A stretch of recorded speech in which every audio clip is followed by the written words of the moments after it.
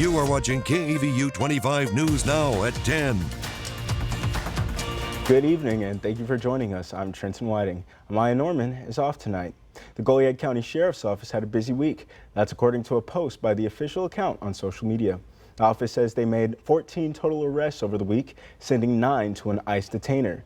Of the 14, 6 arrests included drug charges. Tammy Bailey of Goliad is accused of terroristic threat. Roger Shilton of Victoria is arrested on drug charges, and Charles Callis of Victoria is charged with bail jumping. The department reports they've made 218 arrests through the first 5 months of 2025. And that'll lead us directly to our viewer poll very early this evening, which is, what illegal activities are you most concerned about? Our options are human trafficking, drug trafficking, violent crimes, or theft/burglary. And in the lead pretty heavily is 67% violent crimes. Just understandable, can happen to anyone, so please be on the lookout, and please also call police if you feel like you are threatened. But we want to hear from you, so go ahead and vote on our viewer poll, crossroadstoday.com/vote to participate. Tensions between law enforcement and protesters in Los Angeles intensified Friday evening. This comes as immigration and customs enforcement raids ramp up nationwide, instilling fear in many communities. Jen Sullivan has details on what happened in LA and the growing concerns over deportations across the country. Tear gas and flashbangs tossed at crowds protesting immigration raids in Los Angeles Friday evening. Police issued a citywide alert nearly hours afterwards, declaring protests across the downtown unlawful assembly. In this video captured of the incident, you can see protesters pushing back against authorities in riot gear. There's people running, screaming everywhere that ICE was here. The protest happened hours after multiple people were arrested during a series of immigration and custom enforcement sweeps across the city, prompting fear and anger in many. We ran because one of the persons said ICE in Spanish, so that's how basically the one that scattered. The U.S. Attorney for the Central District of California posting this on X, saying in part, "Let me be clear. I don't care who you are. If you impede federal agents, you will be arrested and prosecuted. No one has the right to assault, obstruct, or interfere with federal authorities carrying out their duties." This is just the latest incident as ICE raids ramp up across the country as the Trump administration cracks down on illegal immigration. One of the more high-profile deportation cases involves Kilmore Abrego Garcia, the Maryland man mistakenly deported to El Salvador in March. He's now back in the U.S., but is facing federal charges for allegedly transporting undocumented immigrants in the U.S. for financial gain. An attorney for Abrego Garcia said his client should appear in immigration court, not criminal court. I'm Jen Sullivan reporting. The Victoria Economic Development Corporation will host State Representative A.J. Lauterbach at their upcoming meeting. The VEDC will meet Tuesday, June 10th at 7:30 a.m. The meeting is at 702 North Main Street in room 205. Now let's go ahead and go to Trey Mining with a first look at the forecast. Trey, what is it going to be looking like this week? Well, looking like it's feeling hot on the outside. Good to see you again, Trenton, this evening. And look at the temperatures currently in Victoria. Live camera from the Victoria College. Live camera there at the emerging center there on Lone Tree Road. 81 degrees on the outside. Current temperature. Feel like temperature 87 degrees with southerly winds near 10 miles per hour. Humidity is still quite high, 85%. Does that lead to any rainfall? Could be eventually seeing some rainfall around here. We'll talk about that coming up later on in your full forecast, Trenton. Thank you, Trey. Now, a 21-year-old Seattle man prosecutors say is the ringleader in a string of burglaries at the homes of several high-profile athletes. The charges he's now facing and the search for other possible suspects. Here's ABC's Alex Stone. Tonight, these are the images prosecutors say led them to a 21-year-old they allege has been the ringleader behind a series of high-end burglaries at the homes of big-name athletes. Officials say Earl Riley IV is one of the men seen in this video shared by Seattle Seahawks star Richard Sherman in March, and that it's one example of the targeted break-ins. Court documents say Mariners center fielder Julio Rodriguez, pitcher Luis Castillo, and Cy Young Award winner Blake Snell are all victims. Hundreds of thousands worth of goods stolen from them. Prosecutors say it was this Jeep Grand Cherokee that helped solve the case, saying it's linked to all of the burglaries. Riley is now facing 4 counts of residential burglary and robbery because Sherman's family was at home at the time of the burglary. Professional athletes have increasingly become targets of burglars, from the NBA to the NFL. Last year, police say burglars broke into the home of Cincinnati Bengals quarterback Joe Burrow. And Patrick Mahomes and Travis Kelce as her Kansas City Chiefs took the field for Monday Night Football. Those brazen break-ins prompted both leagues and the FBI to issue a security alert for all players. And now King County prosecutors say they're focused on finding more alleged members of the burglary ring. Alex Stone, ABC News, Los Angeles. Texas lawmakers are hoping to cut billions of dollars from Texas property owners, but some are worried there could be some unintended effects. To read this full Texas Tribune article, come to crossroadstoday.com. Former girlfriend of Sean Diddy Combs shares a tearful testimony at his sex trafficking and racketeering trial, breaking down while on the stand while detailing marathon sex sessions. ABC's Aaron Katersky has more. 2 years into a relationship with Sean Combs, a woman the jury knows by the pseudonym Jane testified he pushed her to have so much drug-fueled sex with male prostitutes it became robotic. I would just take a shower and get ready for the next one. She said it didn't matter if she felt tired, hungry, sore, had an infection, or had vomited. She testified Combs would tell her, "You're not getting tired on me, are you?" Jane told the jury she became disgusted and repulsed and told Combs in a text message, "This doesn't make me feel good at all. Your true intentions with me are in plain sight." The jury heard Combs' response in a voice note. "You're nuts. So be sad, go crazy, do whatever you want to do." Jane testified Combs started paying her rent in 2023 and still pays it now. She told the jury if she stopped the sex he wanted, she feared that Sean would take the house away. The jury heard this voice note Jane said she took as a threat. "Hey, I really don't know what's going on with you, but I just want to give you a heads up that I'm about to really disappear on you. You feel me? I'm not going to be playing these games with you at all, at all." Jane testified Combs promised her a trip to Turks and Caicos where they could be alone. But after one day, she told the jury, a male escort named Paul turned up. "Jane, if you had known that Paul would be on the Turks trip, would you have gone?" a prosecutor asked. Jane replied, "Not at all." So for the jury, they're definitely going to have to examine this carefully, because the idea that someone once participated in something and no longer, where did it end? And when was the other person expected to know that? That's a very fluid concept. And I expect them to really listen to the defense's cross-examination, because that is where they're going to attempt to poke holes in that testimony. So the jury's going to try to find the truth, which is somewhere typically between the two. College athletes no longer have to rely on outside companies to get paid for their image and likeness. On Friday, a federal judge approved a settlement in the case known as House versus NCAA. What it does is allow schools to pay their athletes directly. Before, the students had to use outside parties to earn compensation. The settlement establishes a 10-year revenue sharing model schools can use to pay athletes. It goes into effect next month. Now, for more on today's news stories, come to crossroadstoday.com. Don't forget to submit your birthday wishes. Carolina Estrella and Parker Cox will read them live on 25 News Now Sunrise. You can also submit a local military hero so we can recognize them. Coming up, President Trump says China has agreed to a mineral deal. Sort of clear on the outside this evening, a little bit of dust in the atmosphere coming in from the Saharan Desert in Africa, across the Atlantic, Caribbean Sea, and the Gulf of Mexico again for your day tomorrow, so a little bit of haze in the air. But when does the rain return? It's coming up. I'll give you the details shortly in the forecast.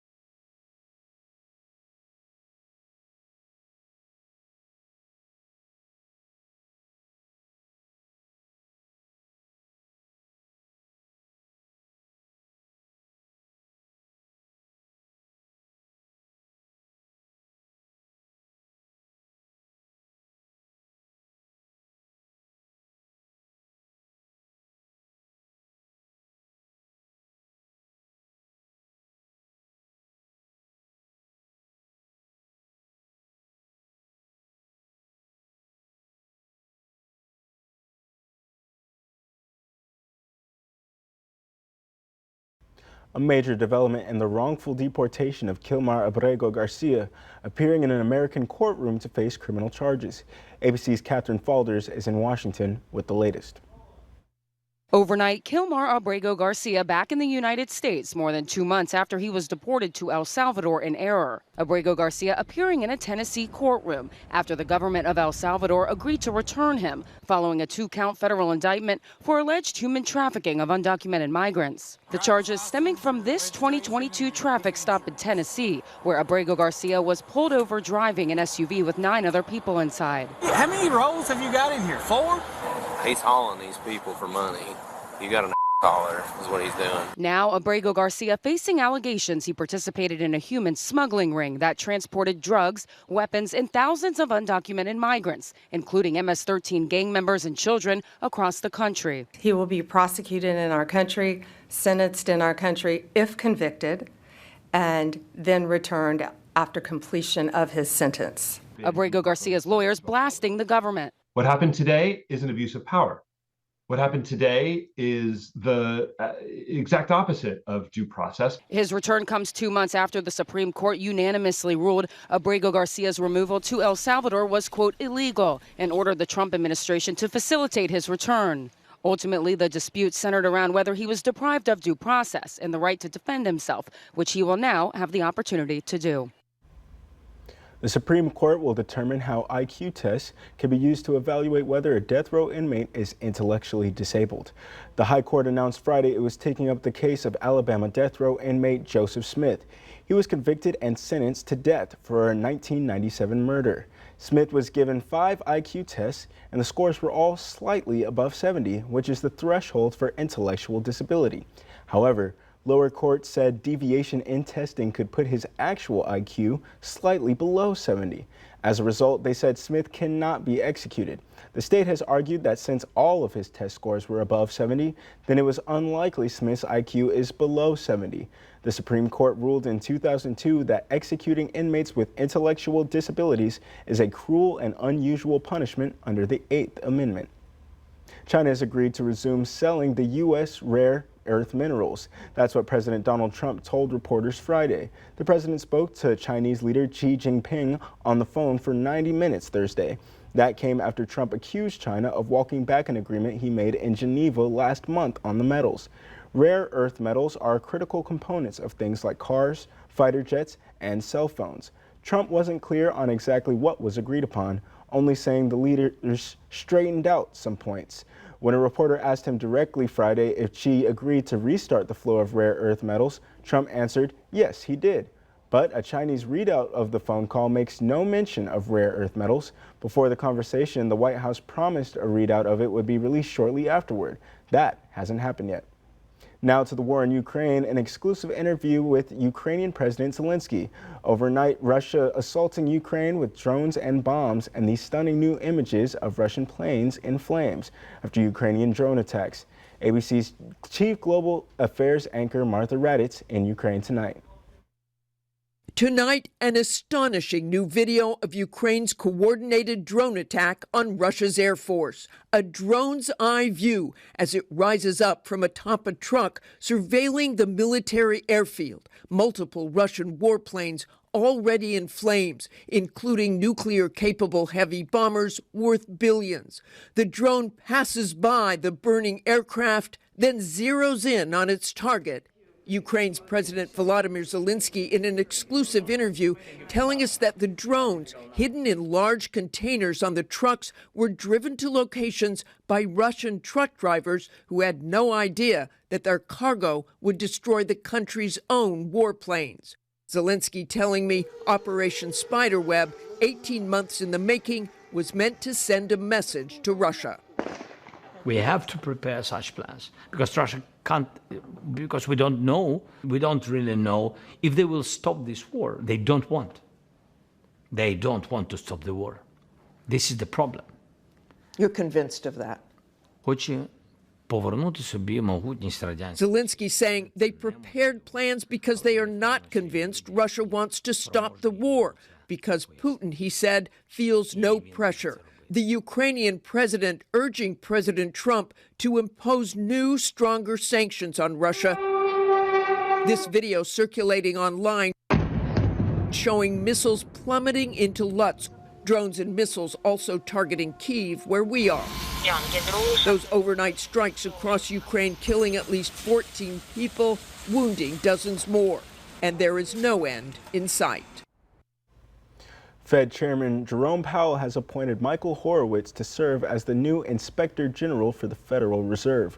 Horowitz will also serve as the Inspector General for the Consumer Financial Protection Bureau. He has served as the Inspector General for the Justice Department since 2012. His internal investigations included a probe into the FBI's investigation into alleged collusion between Russia and President Trump's 2016 campaign. Horowitz will start his new role at the end of the month.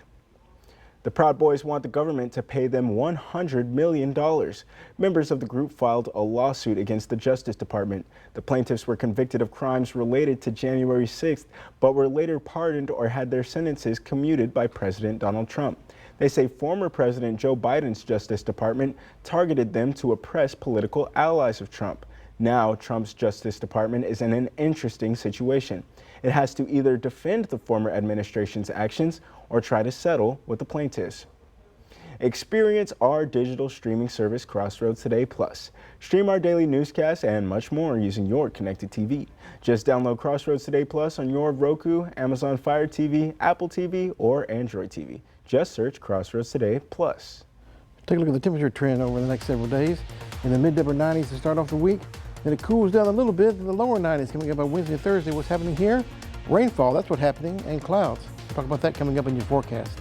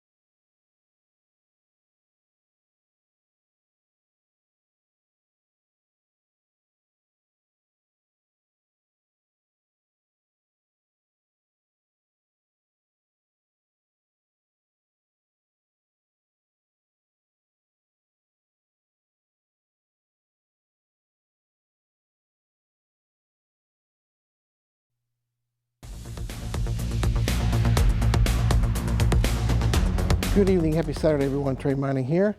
Made up to 93 degrees was the daytime high day officially in Victoria, low 75 degrees, which is near normal for this time of year, both the low and the high. No rain as of yet, we're still under normal for the year and for the month, so we do need rainfall. And we're catching up on a little bit later on in the week coming up, more on that later on. Temperatures currently, low 80s area-wide, including Victoria, span on out the rest of the country, well, rest of the state I should say. Still in the 90s, we're out there in Midland, Odessa. But 74 degrees in Amarillo, what's happening there? There's a weak front in the northern part of the Texas area, north of Lubbock, between there and Amarillo. So a little bit of cool air behind the front, not making its way down here. But that frontal boundary is causing thunderstorms in the northern part of the state of Texas, but not anything rare around here just yet. Future temperatures rest of the evening in the 80s, 70s, upper 70s by the time we wake up early tomorrow morning. And then rocketing up again, very hot temperatures coming up by the afternoon time. Mid-90s by 3 o'clock in the afternoon. And that just tells a part of the story. When you add the humidity factor in, a little bit of breeze, the heat index value well above 100 degrees by 10 or 11 o'clock tomorrow morning. So definitely starting on the hot side and keeping it that way. 106 to 107 by the time we get to 6 p.m. So be careful out there, drink plenty of water, find some shade, and reduce your outdoor activities during the afternoon hours especially. What's going on weather-wise? This high pressure has been over our region here for the last several days, keeping us on the clear and hot side. Beginning to move a little bit further to the west, actually, with time. Allowing this front to move a little bit further to the south, but I don't think it's going to make it too far than it is right now, causing thunderstorms to break out in the north part of the state. Again, for your day on Sunday. Get a little bit closer to us, coming up by about Tuesday or so, with the high pressure further to the west, opening up the Gulf a little bit more for some tropical moisture, increasing instability around here a little bit more at the time. So we have a fairly decent rainfall chance coming up for about Tuesday, Wednesday, Thursday, and Friday or so. Nothing too widespread, but fairly decent chances coming up. We'll take anything we can get weather-wise because we need the rainfall really in a pretty serious way. Port Lavaca, starting off with a little bit of morning clouds. Then partly cloudy skies by morning time, sunny skies by the afternoon. Highs in the low 90s with index value above 100 degrees. And then for Cuero, morning clouds again with a little bit of dust in the air still with the Saharan dust. Sunny skies the rest of the time period with highs in the low to mid 90s. That's just half the story. Of course, index value above 100. Victoria the same, morning cloud cover in the early. Then partly cloudy skies and sunny skies the rest of the time period with highs in the mid 90s coming up by the afternoon time. Remember, heat index value above 100 no matter where you go. And the extended forecast for us here, partly cloudy skies with highs in the 90s again for your day on Sunday and the Monday. Pretty much the same thing. Rain chances start on Tuesday. Last to the rest of the week, pretty good chances, 60 half and half chances coming up by Wednesday, Thursday, and Friday. A little bit less by the weekend. Highs in the 90s, of course. Lows in the 70s. Carry umbrella handy. Have it handy with you for the end of the week for rainfall chances, and try your best to stay cool. Definitely going to be hot for the next several days. Take a look at this right here. This is the QR code. Get your smartphone, scan the code you see right there. They'll take you to a webpage. You can download our app, News, Weather, and Sports at your fingertips. It's free to have on your phone. Be connected with us. I know a man that knows a lot about sports. That man is right here, Ray Robinson.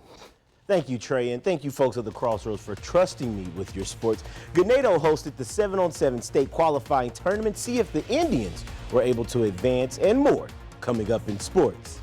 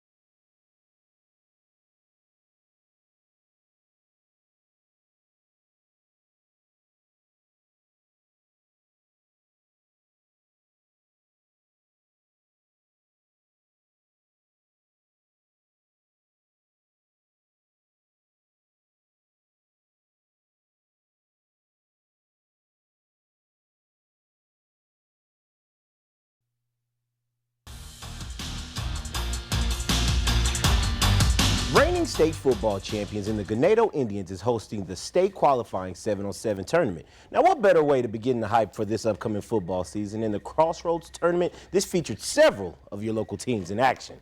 The likes of Bloomington, Louise, Yorktown, and Tidehaven was being showcased this morning in Ganado. And the Ganado Indians are your reigning Class 2A Division I state champions for a reason. The Ganado varsity team win the state qualifying tournament on their home turf at Indian Stadium. So a big congratulations to Ganado. There you see Austin Pena, one of the key players from the wide receiver position from last year's state championship team. And today he's preparing for his senior year with this group of 7. Make sure you stay tuned on KAVU for more information on when the state final will occur. Hopefully we'll have an answer towards the end of this month. And some local sports going down at your youth sports complex this weekend is seeing the National Championship Sports Organization have their South Texas State Tournament happening both today and tomorrow, featuring young athletes from the Crossroads 8U all the way to 14U, starting off with 10U, and the Texan Hustle is leading the way with 1,100 points, and just below them is MIS Softball with 900 points. Both teams are undefeated so far as of this recording. 14U is also the second leading team in the division with 18U division, currently 2-0 with 700 tournament points. Now make sure, once again, you stay tuned on KAVU this weekend as we have a look to hear from the winners of the tournament tomorrow.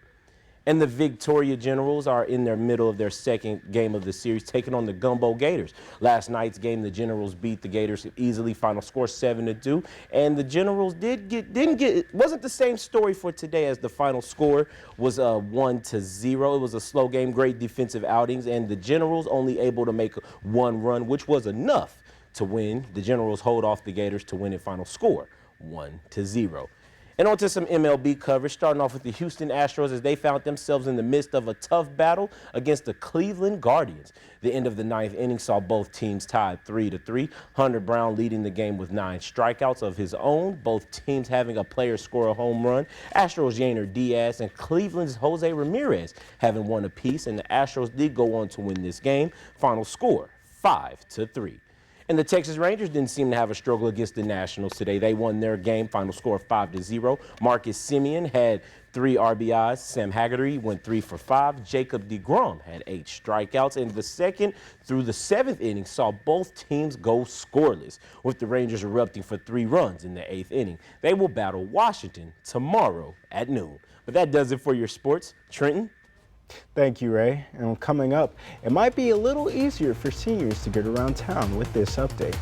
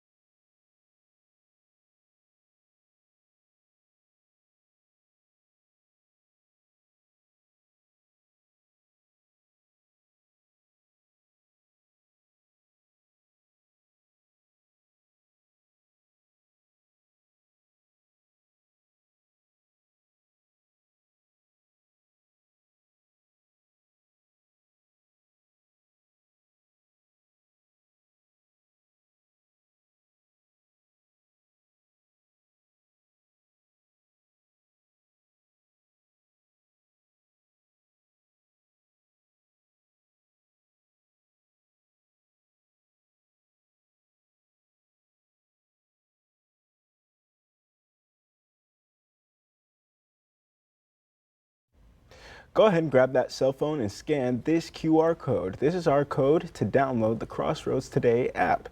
You can watch us anytime, anywhere, get breaking news, alerts, and vote in our viewer polls. Submit news, tips, and photos, and you'll know all about our ongoing contests. Now, some people find it tough to get around as they get older. The ride-sharing service Uber is trying to help with senior accounts designed for older adults. The senior accounts are a part of Uber's Family Profiles feature. That features larger text, fewer buttons, and easy to follow directions. Uber says the senior account should make it easier for seniors to book a ride when they need one, and users can easily store frequent destinations like home or the doctor's office for quick access. Now that's very nice. Yeah, it's very nice. It should be I nice. won't need it anytime. I know. I might have some time. I'll use regular Uber for now. I'm getting closer to that every day. Yeah, that's a blessing, man. I tell you what, young or old, it's too hot for anybody to be outside, so take heed to that. Absolutely. Hot temperatures, 90s or so, coming on the next several days. But look at that, some rainfall. That'll help us out by midweek. So get ready for that. Still heat is going to be the big issue for the next 7 days. Absolutely. Well, we're going to get ready for the heat and maybe hopefully see some rain. So that would be pretty nice. And looking forward to that. Absolutely. But we want to thank you so much for joining us. We hope to see you back here tomorrow on Sunday for 25 News Now Weekends at 5:30 at 10 o'clock. Have a great night.